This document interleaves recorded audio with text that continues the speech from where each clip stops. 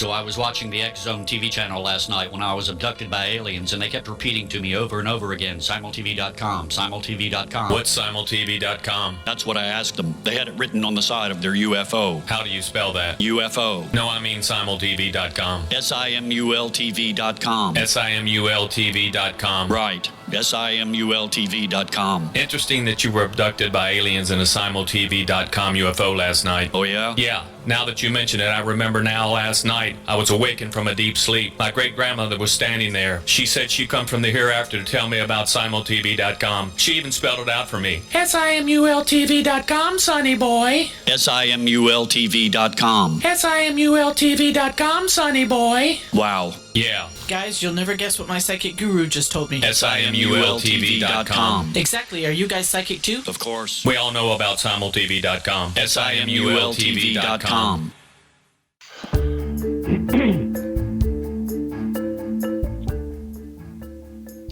Hey everybody, welcome to Heart Radio Show with myself and my beautiful wife, Angela, and we're coming to you on the X Zone Broadcast Network, www.xzbn.net. And Angela, I want you to have the pleasure of introducing our special guest tonight, and if you could just do that, that would be wonderful. You bet, Dan. Well, we have a wonderful program for you tonight. We'll be interviewing our guest, author Peter Mount Shasta. Peter is a teacher and the best-selling author of 8 books about awakening to God consciousness.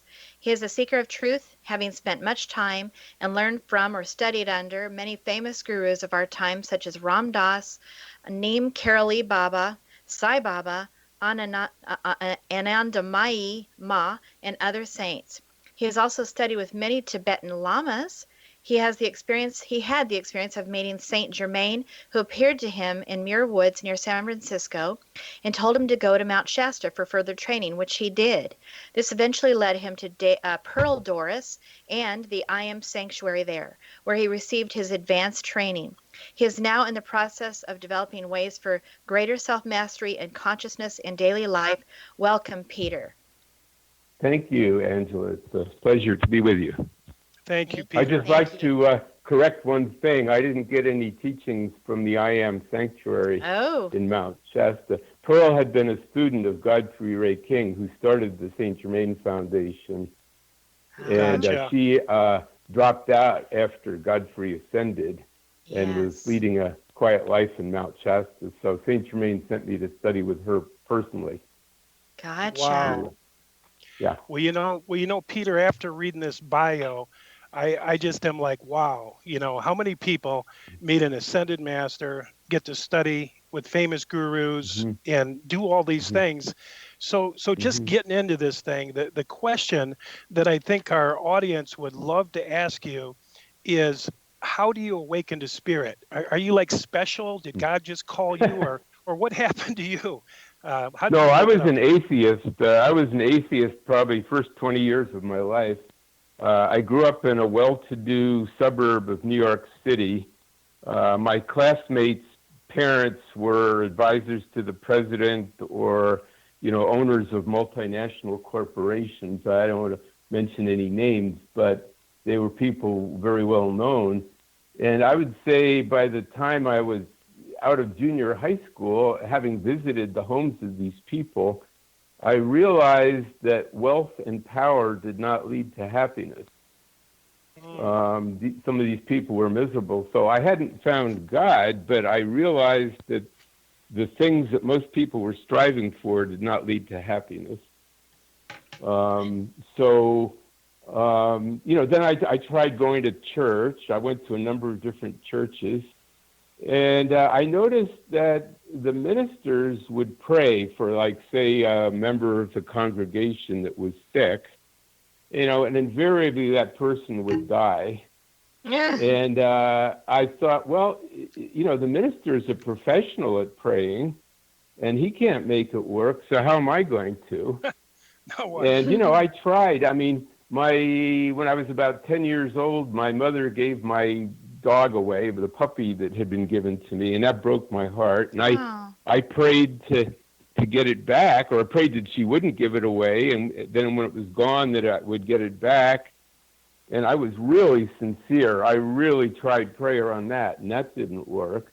So I sort of gave up on God and prayer. And I started having an inkling after I got out of college. I was writing poetry, and I noticed that when I would get very inspired, I would see light. And I thought, maybe, you hear that expression, have you seen the light? Mm-hmm. Maybe it doesn't just mean truth. Maybe that really is a light, Yeah, There is a light. So, yeah. Or So- you're in the. Go ahead. Yeah. Go ahead. I was gonna say, but at least then you maybe know that you're in the spirit because you're seeing Yeah. that light. Maybe that's a sign for you or something, Yeah. So then I was living in New York City, and I started doing hatha yoga just for my health. I was not on any quest, just because people said it'd make you feel better. And I noticed from the very first session, I started feeling energy in my body. And I went, whoa, there's something going on that's not just physical. That there is an energy that seems, an energy coming into my body, going through my body that I've never felt before. So I went to a bookstore, Weiser's bookstore in New York City, and I said, what's the best book on yoga? And they said, well, it's this one by Swami Vivekananda. So I read that, and then that really awakened me to there possibly can be other dimensions, other states of consciousness. And as I continued with the hatha yoga, I had certain experiences that I feel were given to me by the masters. I didn't know about the masters then, but one time I was doing hatha yoga on the floor of my apartment, and I just suddenly went into this light where the self completely disappeared, and there was just light and bliss. And then I said, whoa, that must be what they call samadhi, which is like God consciousness. Of course, it didn't last, but for about a week, I would walk around and people on the sidewalk would stare at me like I was just glowing, Wow. So then I really started inquiring more and more and pursuing the yoga. And I did then start experiencing different states of consciousness. And I still didn't really believe that there was a God per se, like we think of the old guy in the beard on a cloud or something, or that there was anybody up there who really knew about me. But at least I began to accept the concept of enlightenment, that we were much greater beings than we knew, and that by meditating and doing yoga that we could become more what they call self-realized, realize more of our potential, that we're maybe only tapping into 2% of our potential, So that in turn led me, one day I was listening to National Public Radio, I think it was WBAI in New York, and they interviewed this guy who had been a Harvard professor. His name was Professor Richard Alpert, and he did some of the first experiments in LSD, and of course got kicked out of Harvard. I remember that. But he went to India trying to find someone who could maybe explain to him what he experienced on LSD and find a way to achieve it naturally without drugs. And that's when he met this old guy in a blanket in the foothills of the Himalayas, his name was Neem Karoli Baba. And this guy knew everything about him. Knew what he had dreamed the night before, knew about his mother, what his mother had died from, and knew all about Ram Dass, knew about all of his name was then Alpert, knew all of his eccentricities and quirks, and, knew the bad side as well as the good side, but still loved him unconditionally. And so Ram Dass, where he's given the name Ram Dass, which just means servant of God, he spent a lot of time over there, then came back to the States, and he was interviewed on this radio show, and as a result of that, quite a few Westerners, I'd say a couple dozen or even more, went over there to see Neem Karoli Baba. In fact, Steve Jobs, who started Apple, and Mark Zuckerberg, who started Facebook, they went over to connect with him, but they got there too late. He'd already died. And I think it's kind of too bad, because if they'd met him, those companies might have taken a little different direction. Mm-hmm. But anyway, So, Did you ever think for a moment, and I'm just saying, people in the religious traditions, they might say that's a devil, that light, or that people that can see, other dimensions. Did you ever have to rewrite any of that in your mind? Or because it seems like you just understood it, that it was something new that was wonderful and good, or is that true? Yeah, well, they asked Jesus that question. There's somebody healing here, and they're not healing in your name. And he said, a house divided against itself cannot stand. That if somebody's casting out demons, they're casting them out, that's of the light, that's good, So Great when I point. experienced these beings who were healing people and putting people in a state of joy and bliss, and, and then that was pretty clear that was of the light, Yeah. So, Makes sense. Wow. Yeah. I know I had a lot of that to rewrite myself. Everything when I popped out of my religion was satanic. And I literally had to, Yeah, absolutely.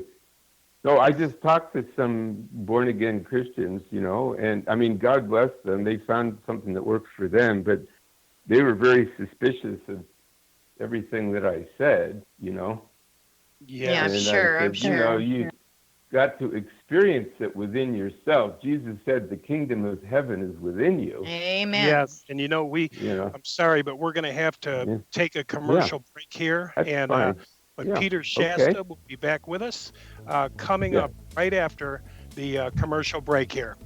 You're listening to Heart to Heart Radio Show with Dan and Ann, and our guest this hour is Peter Mount Shasta, and his website is www.i-m-teachings.com.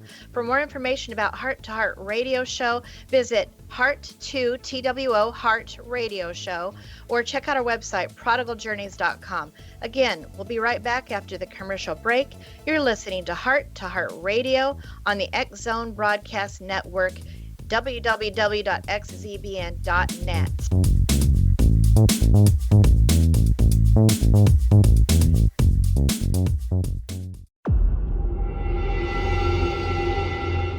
Whether you're a skeptic or a believer, join me, Rob McConnell, as together we'll investigate the world of the paranormal and the science of parapsychology here on the X Zone Radio TV show on XZBN and the X Zone TV channel on Simul TV. Since 1990, the X Zone Radio TV show has been the place where people dare to believe and dare to be heard. Together, we'll investigate UFOs, aliens, ghosts, Bigfoot, psychic phenomenon, lake monsters, conspiracy theories, government cover-ups, the truth embargo, alien abductions, ESP, haunted locations from around the world, and so much more.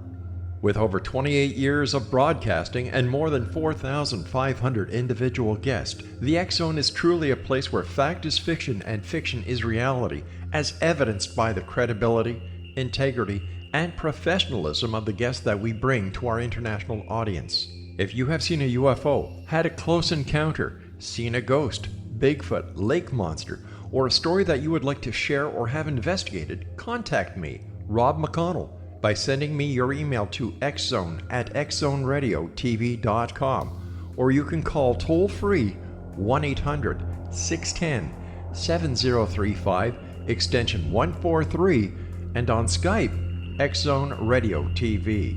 For more information on the X Zone Radio TV show with yours truly, Rob McConnell, visit www.xzoneradiotv.com or www.xzonetvchannel.com or simultv.com and xzbn.net.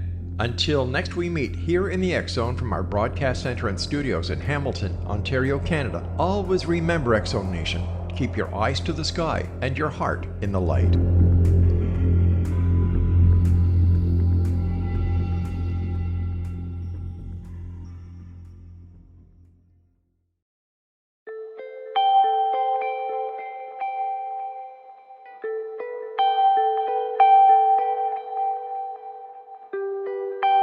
It's hard to listen to the news without realizing we're living in volatile, unprecedented times. Yet never has there been such an opportunity to transform the human condition. As old structures fail, where can we find the guidance to co-create a better way? Find Your Path Home is an ever-evolving, leading-edge information, education, and healing resource center designed to support and guide you on your path to unity and enlightenment. Based on sound principles employed by shaman worldwide, we provide techniques that can support you through the current transitions, offering online shamanic classes, international long-distance shamanic healing sessions, complimentary Mission Evolution radio episodes and Stairway to Heaven TV vignettes, seminars, retreats, and much more. All of this can be found on findyourpathhome.com.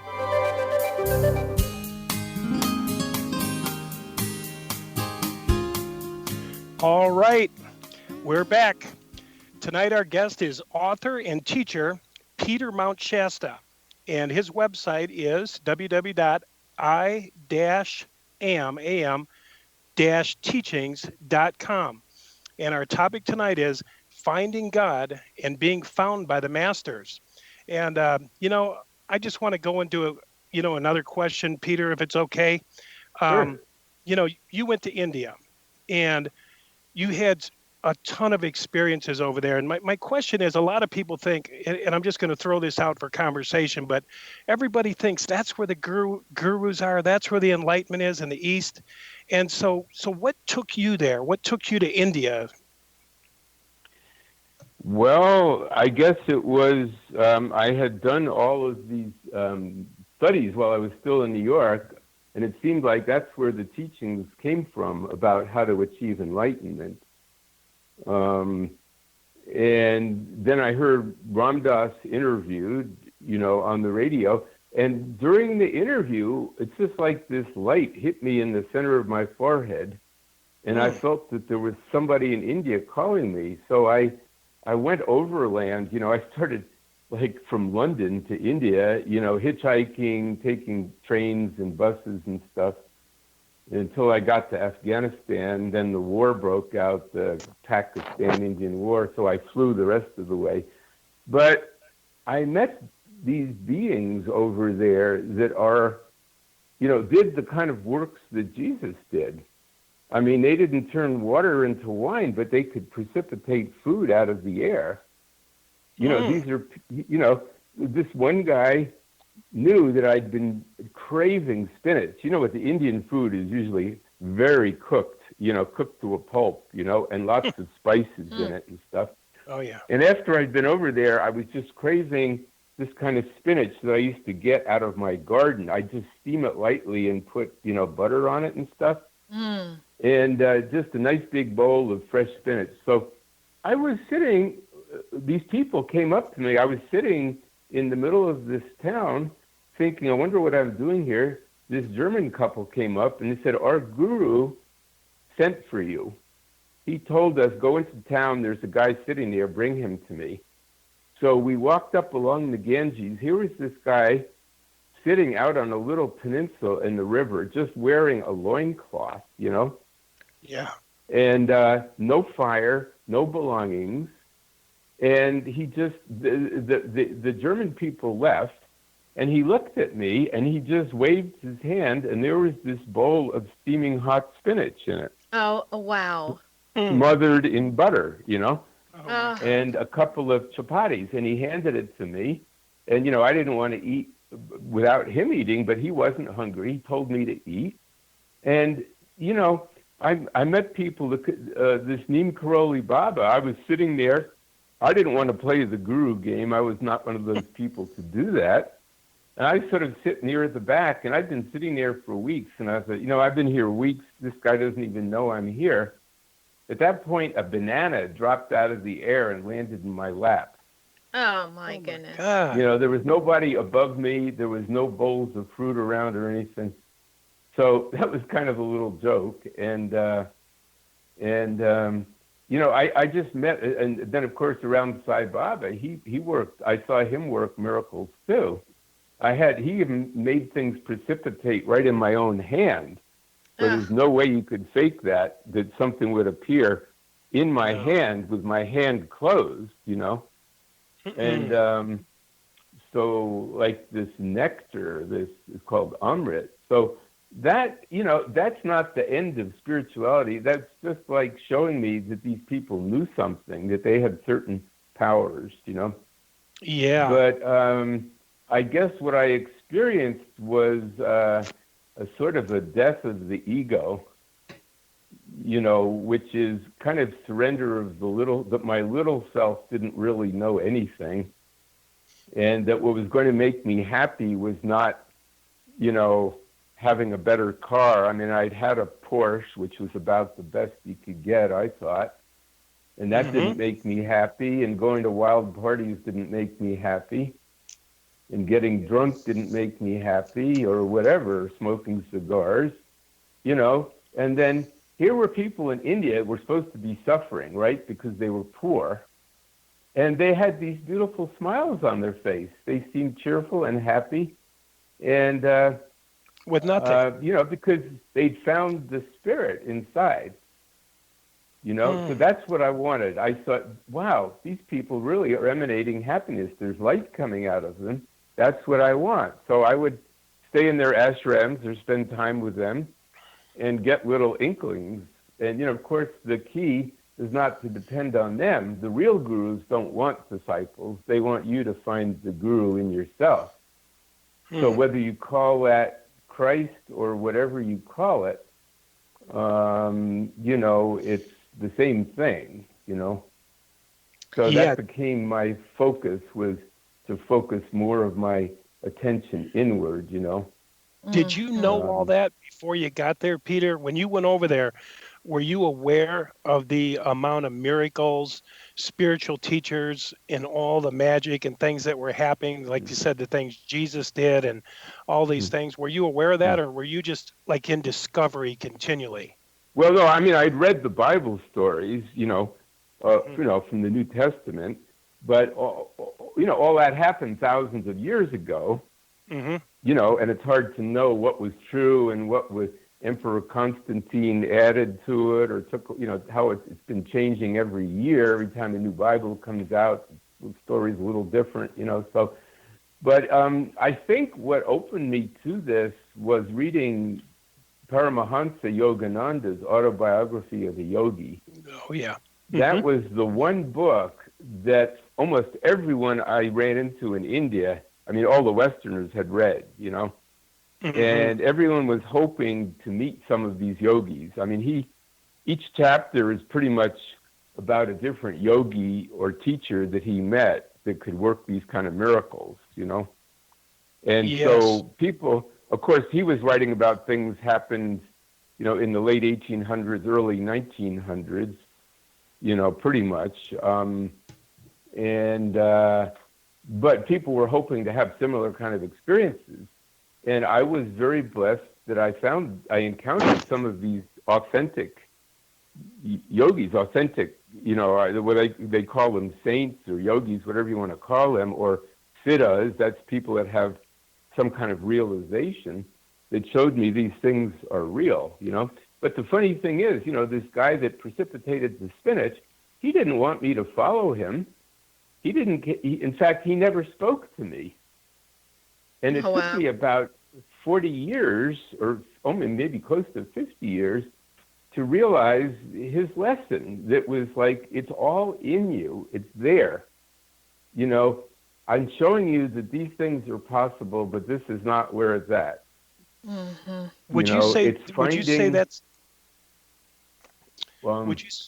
would you say that's the teaching of most of the masters over there? That they tell you to go inside, they don't want to be followed? Well, the real ones. There's some obviously trying to attract Western followers and get rich and have girlfriends and so on like that. That's kind of a big thing now, but the real ones don't really care about they really care about you and your development, and that may entail sending you away, which is a experience that I had. And Krishna Das, you may know him, he sings a lot of Indian chants. He's very popular, and the same guy, Neem Karoli Baba, sent him away also. You know, these were people wanting to just spend time sitting at his feet, and he wouldn't allow that. You know, he'd just disappear every now and then, or he'd send everyone away, and then people have to find out where he was and then gather again and sit at his feet some more, you know. But it's funny because, well, after not seeing him for 50 years, he came to me recently in a dream, like on my birthday. And, you know, I'm always wanting to leave my body and go to these bliss realms, you know. And he told me, don't do that. You've got work to do here.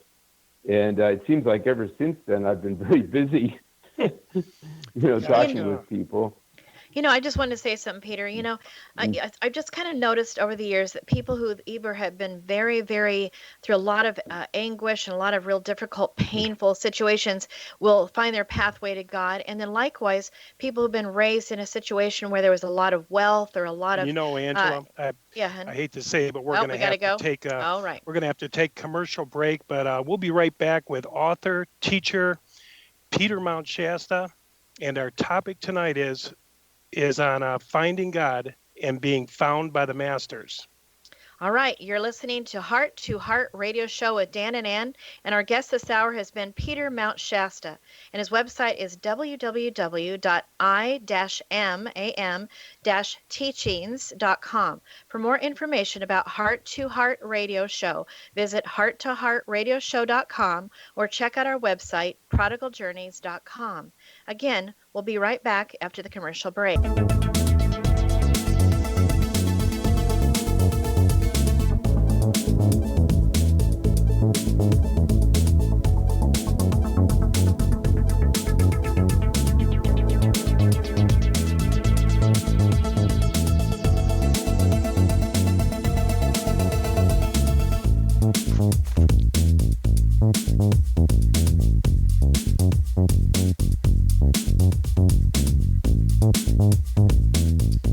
Break.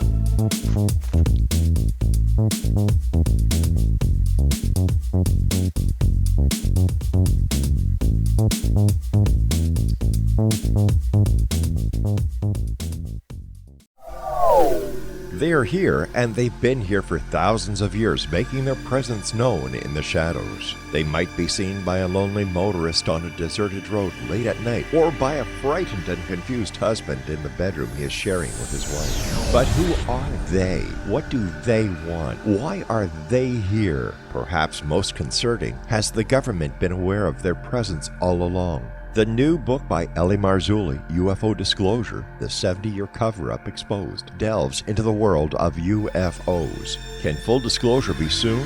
Order now and receive a free hour and 37-minute DVD on the UFO phenomenon. UFOs are real. Get both the book and the DVD, a $40 value, for only $19.99. To order your book and DVD today, go to lamarzulli.net. That's LAMARZULLI.net. Rob McConnell here, presenting an overview for Nicholas Paul Jennings, author of a fascinating book, Amen. It presents facts revealed by Egyptologists, facts that enable us to understand why Amen is the beginning of creation of God.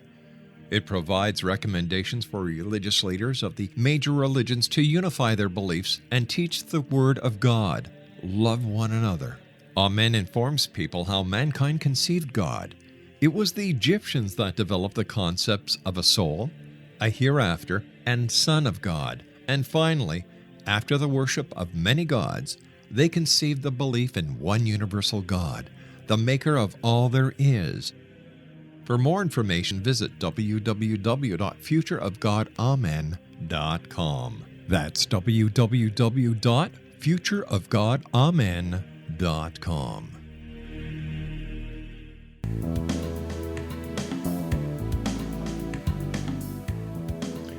All right, we're back. We've been talking with our guest, author, and teacher, Peter Mount Shasta, and his website is www.i-am-teachings.com. And we've been discussing the process of finding God and being found by the masters.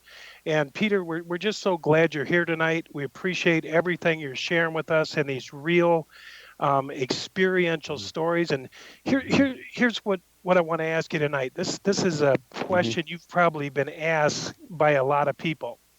And the question is, how did you meet Saint Germain? You met an ascended master, or he met you, or whatever happened, but how did that happen? Well, like I said, I've been in India, and in fact, I even went back a second time. And, well, I have to say, the first time I met him, I didn't know it was him. I had come back from India, and on the street in India, 3 people told me in 1 week, you should go to Mount Shasta. And I thought, well, that's definitely a sign. So when I got back, after 6 months wandering around India, I went to Mount Shasta and camped out high up on the mountain.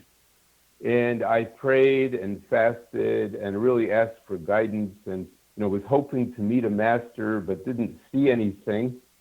And but one day I woke up, and the sun hadn't come up yet, but it was just turning light.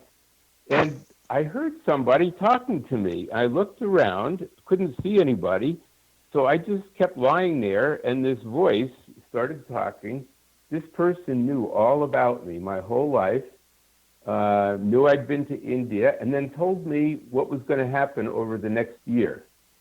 And I didn't like anything he said. He said I was going back to India, and I didn't want to go back because I'd gotten sick, And then he said I was going to sell my farm upstate New York near Woodstock. I didn't want to sell that. It was a beautiful place. Then he said I would move to the town of Mount Shasta. Well, back then, that was a real redneck town. There were just loggers there, and anybody with long hair, they'd stare at you, and there were signs up on the main street, no hippies allowed, things like that, So I didn't like anything he said, and the last thing he said was, take the name of the mountain as your name. And I went, no way, I'm not going to do that. Because a lot of Westerners took Hindu names, like Ramdas, and I didn't. I could have done that over there, and I didn't. And so, my name was Peter before, and so I argued with him, and he said, we shall see. And eventually I started writing, and I thought, well, it wouldn't hurt to use that as a pen name, So anyway, I went back to India, saw Sai Baba. And then when I came back from that, I was camped out in Muir Woods. Well, not camped out. I went to Muir Woods one morning. I was actually camped out on the floor of a friend in Berkeley, Jayu Tal. And one morning I got this pull to go out to Muir Woods. And it was raining. And there was no one there in the parking lot, just my car. Nobody wants to go to Muir Woods on a rainy day, So right. I was walking out there, and I left the trail and walked up to the side of the hill, and I found a redwood tree that was hollow. And I thought, well, I could get out of the rain here. I climbed inside the trunk of the tree, and I sat cross-legged there, and I did this Vipassana meditation, which is a meditation you do with your eyes open, but you just follow the in-breath and the out-breath. It slows down the mind. You just feel your chest rising and falling, and that's kind of like a mantra. It stills the mind, and you become very peaceful. It makes sense. And then I was, what I had been thinking was, there's really nothing more I want to do in my life. I've tried living the wild life, and that doesn't do anything. And I've been to India. I at least found that there are higher states of consciousness, and that there are higher dimensions. So I thought, why hang out here in this gross physical body? Why not leave this body and go to a higher dimension? And I had lived with a yogi in the Himalayas that could do that. So, but I thought, before I do that, it's kind of extreme. I should ask for permission. So I wasn't sure who to ask, because I'd really never had a prayer answered. But I just sat there doing this meditation. Then I named all the great beings I could think of. I called on Jesus and Mary and Buddha and, I think Allah, and whatever name, God, you were crying out. God went by. I prayed to them, and all of the saints I'd heard of in India. And then I stayed at the Theosophical Society. I named all those Theosophical masters. And, of course, Saint Germain was one of them. But I had no indication they knew who I was or even, cared about me. And then, I said, show me if there's some reason to stay in this body. And the next thing I know, there was someone standing in front of me. There were 2 feet. My eyes were looking down at the forest, and then suddenly there were these 2 feet. And there was a young guy in front of me wearing jeans, and if he had walked up through the forest, I would have heard him coming. You'd hear twigs crackling and things like that. But he didn't walk up. It's just there was no one there, and then suddenly was there, and he knew my name. He said, Peter, I've been sent to answer your prayer. Wow. And he said, you have finished enough of your karma so that you can leave the earth if you want. And I will help you, but before you give me your answer, I want to show you something. So he touched my center of my forehead and took me out of the physical body. So I look back, there is my physical body still sitting in the tree, and I'm in another body, looks just like the real body, or the physical body, but it was a little bit finer substance. So he put his arm around my shoulder and took me above the earth. And wow.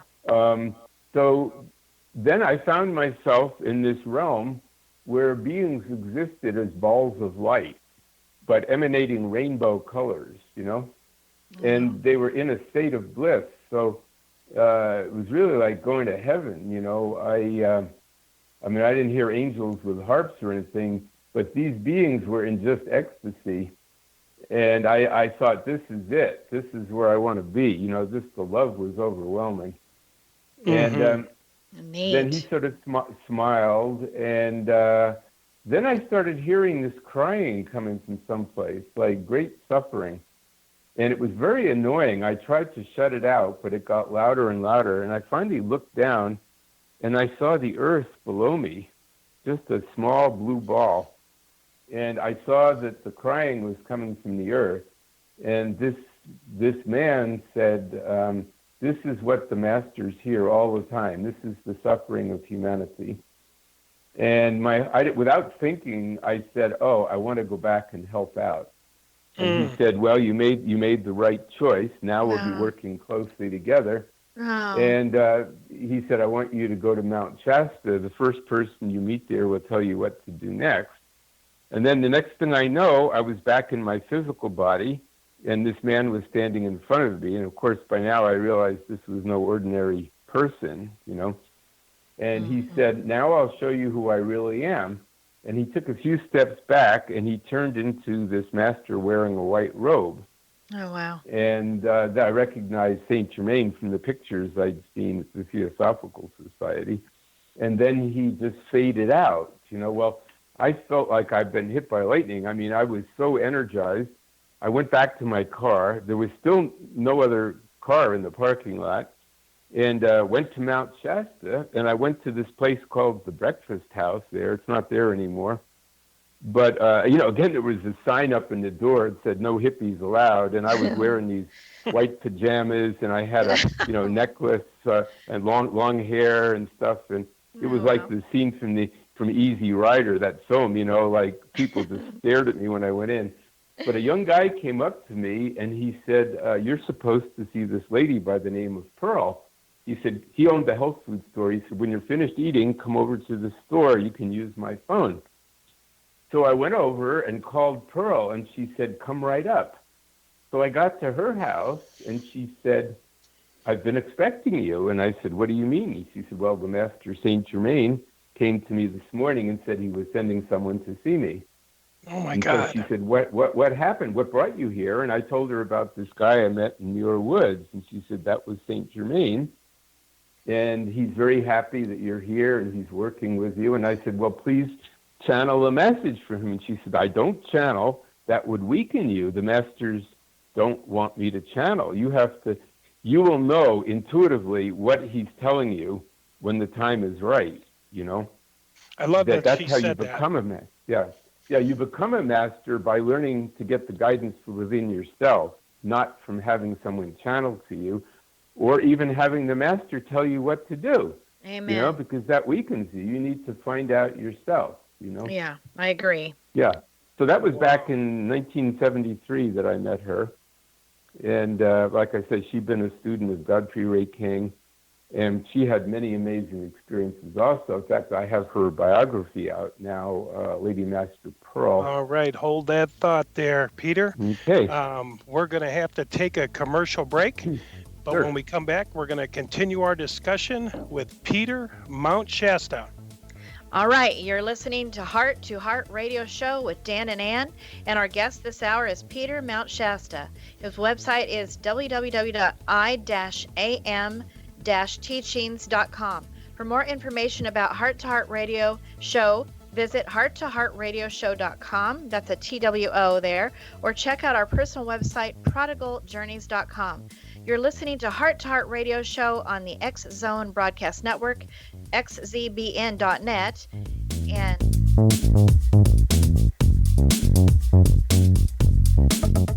You have heard of the X Zone? Now watch it on Simul TV, plus 500 video games, live TV channels, free video on demand, worldwide, and more. Does this sound like tomorrow's television? Well, it is, but you can have it today, right now. It is Simul TV. Simul TV offers what the others only wish they could provide. 15 exclusive channels like X-Zone, Sci-Fi, and Horror. We are worldwide. No other provider offers that. 500 built-in video games. No need to have an extra expensive system. We have them included. Free video on demand. Live streaming events from around the world. Interactive online network, and much more. Tomorrow's TV today. Simul TV. Sound too good to be true? Well, it's not. You can have Simul TV today. Sign up at simultv.com. Do it today. They are here, and they've been here for thousands of years, making their presence known in the shadows. They might be seen by a lonely motorist on a deserted road late at night, or by a frightened and confused husband in the bedroom he is sharing with his wife. But who are they? What do they want? Why are they here? Perhaps most concerning, has the government been aware of their presence all along? The new book by Elie Marzulli, UFO Disclosure, the 70-year cover-up exposed, delves into the world of UFOs. Can full disclosure be soon? Order now and receive a free hour and 37-minute DVD on the UFO phenomenon. UFOs are real. Get both the book and the DVD, a $40 value, for only $19.99. To order your book and DVD today, go to lamarzulli.net. That's LAMARZULLI.net. So I was watching the X Zone TV channel last night when I was abducted by aliens, and they kept repeating to me over and over again, simultv.com, simultv.com. What's simultv.com? That's what I asked them. They had it written on the side of their UFO. How do you spell that? UFO. No, I mean simultv.com. simultv.com. simultv.com. Right. SIMULTV.com. Interesting that you were abducted by aliens in a simultv.com UFO last night. Oh, yeah? Yeah. Now that you mention it, I remember now last night I was awakened from a deep sleep. My great-grandmother was standing there. She said she come from the hereafter to tell me about simultv.com. She even spelled it out for me. SIMULTV.com, sonny boy. SIMULTV.com. SIMULTV.com, sonny boy. Wow. Yeah. Guys, you'll never guess what my psychic guru just told me. SIMULTV.com. Exactly. Are you guys psychic too? Of course. We all know about simultv.com. SIMULTV.com.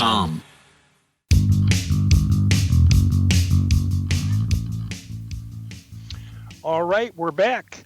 You're listening to Heart Radio Show with Dan and Ann. And our guest this hour is author, teacher, Peter Mount Shasta. And his website is www.i-am-teachings.com. And we've been discussing tonight the process of finding God and being found by the masters. And Peter, I don't know if you want to continue with the story of meeting this lady and continuing on there, or combine it with the thought of the challenges, that people are facing today, finding their spiritual path. Go ahead. Well, I hear from a lot of people, they say, oh, I want to move to Mount Shasta and hang out with the masters, and then my life is going to be a bowl of cherries, And it's not that simple. Actually, things got more difficult when I moved here because, I said to Saint Germain, I want to help you in any way I can. And he said, well, then you're going to have to sign up for the crash course, which is kind of difficult, And I had no idea what I was getting into. So what that meant was being ready at any moment to do whatever the master said. And it would come as a feeling. So I had a lot of meditation experience, so I knew how to get my mind out of the way. And I recognized the guidance as that kind of impulse that comes from the center of your being. And that's really what Pearl taught, was how to feel that, And it's sort of really getting in touch with the mother principle. We're so used to doing things with the will, saying, I will this, or I'm going to decree this, or, do these affirmations and get that. But the mother is more like the acceptance of that light within. It's that sensitive tuning in process where you're sort of nurturing the inner self, Is it different from my will be done, and I'm just throwing this out. A lot of people say my will be done, affirmations, and then there's thy will be done. Is it surrendering into thy will be done, or is it I'm going to make it happen? Okay. No, absolutely, thy will. That was the big turning point I went through that first year. I saw that through my own will I could make stuff happen, but then, I'd find out, well, that isn't really what I want. That's not what makes me happy. I wanted to live in a cabin by a stream in a little remote valley, where I could meditate and have a garden.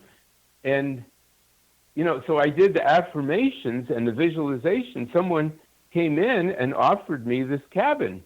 It was, about a 45-minute drive from Mount Shasta. It was out in a little valley. And I didn't have to pay any rent. They gave me a beautiful little cabin. There was a stream going past it, and there was a beautiful garden. Wow. But after a while, I started feeling I need to be closer to Mount Shasta, where Pearl is, because I was supposed to be studying with her. So I finally, after about 2 weeks, I left that place, moved into Mount Shasta. And there were a few times when I just said, I'm going to make something happen, and I did these decrees, and it did happen. But then I found out later that wasn't really the best thing to do. It caused complications, So at one point I sat down and I just said, okay, thy will be done through me, in me and through me. Yeah. So make my will one with the divine will. Yes. And so then that's where the tuning in comes in, to tune in and feel what the divine will is. And, the mind hears all kinds of voices, I mean, you hear stuff you read, you should do this, you shouldn't do that. You hear the voices of your friends or your parents or the news broadcast or whatever. But and so those voices are going all the time. But when you get the feeling inside, it's more of a feeling, and a voice can go with it too. But you have to test it. So you test that by saying, I am being shown the right thing here. And if you go in the direction of what you were shown and it feels good, then that's the guidance. If it starts to feel bad, then that was just your mind, Oh, yeah. So I That's a keep compass. testing. Yeah.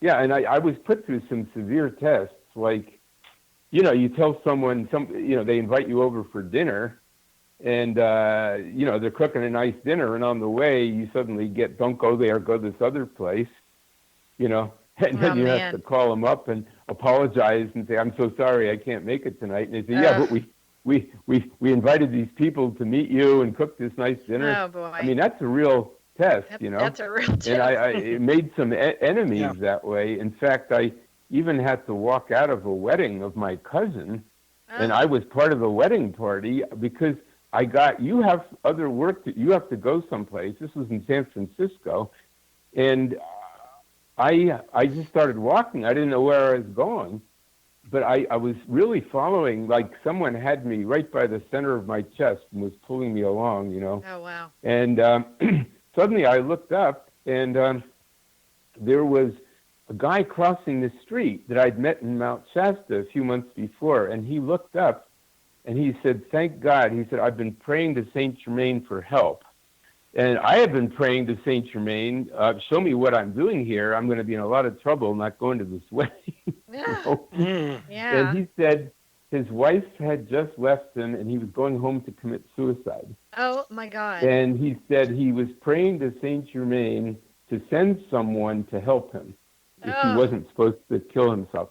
So I went back to his apartment with him and talked to him for a couple of hours, and he finally got out of that depression, and thank God. So again, that was I had a number of tests like that showed me if you can follow that, disregard all the human appearances, then something wonderful can happen, Yeah.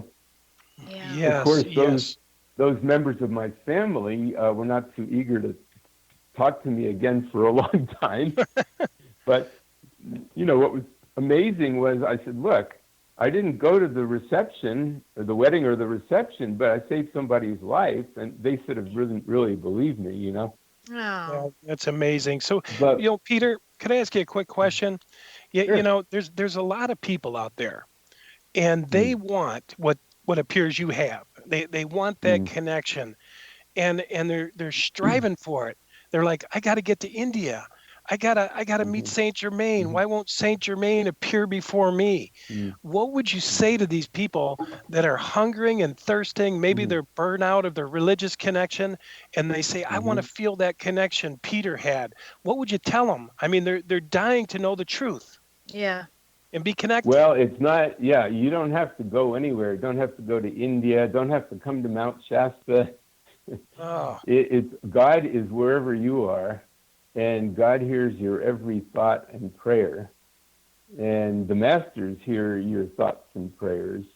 So it's really, lately I've been connecting with a lot of people who were very sincere.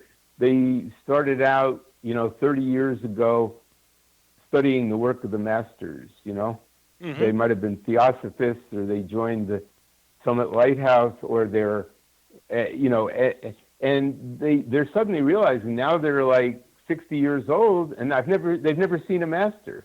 No. And they realized they were told that if they did this, they would ascend.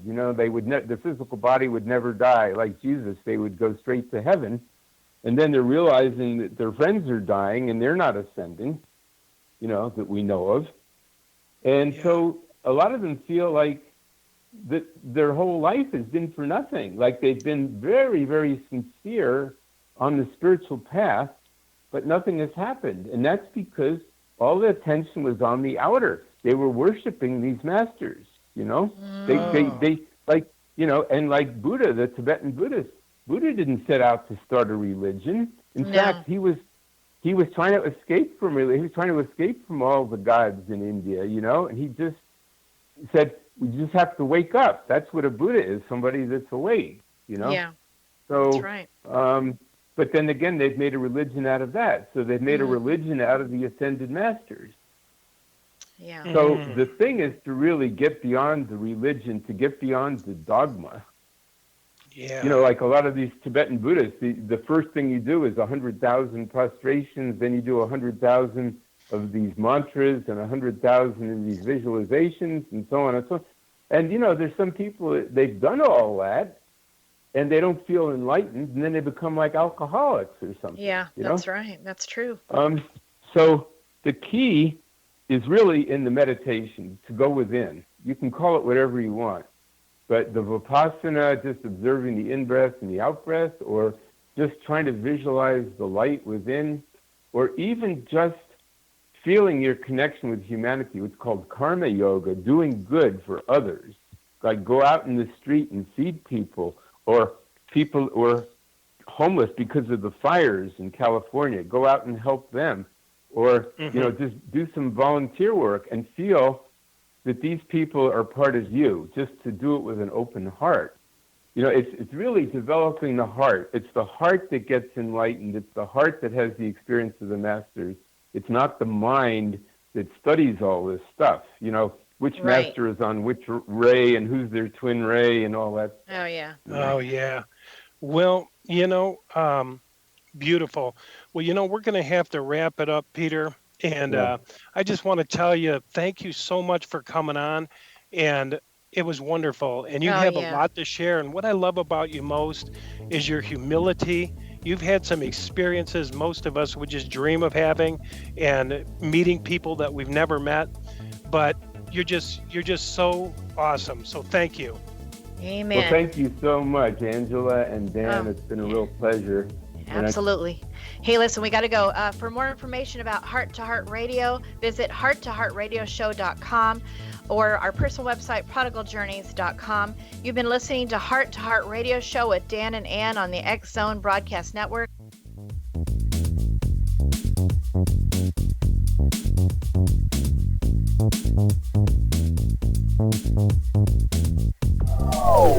They are here, and they've been here for thousands of years, making their presence known in the shadows. They might be seen by a lonely motorist on a deserted road late at night, or by a frightened and confused husband in the bedroom he is sharing with his wife. But who are they? What do they want? Why are they here? Perhaps most concerning, has the government been aware of their presence all along? The new book by Emilie Marzulli, UFO Disclosure, the 70-year cover-up exposed, delves into the world of UFOs. Can full disclosure be soon? Order now and receive a free hour and 37-minute DVD on the UFO phenomenon. UFOs are real. Get both the book and the DVD, a $40 value, for only $19.99. To order your book and DVD today, go to lamarzulli.net. That's LAMARZULLI.net.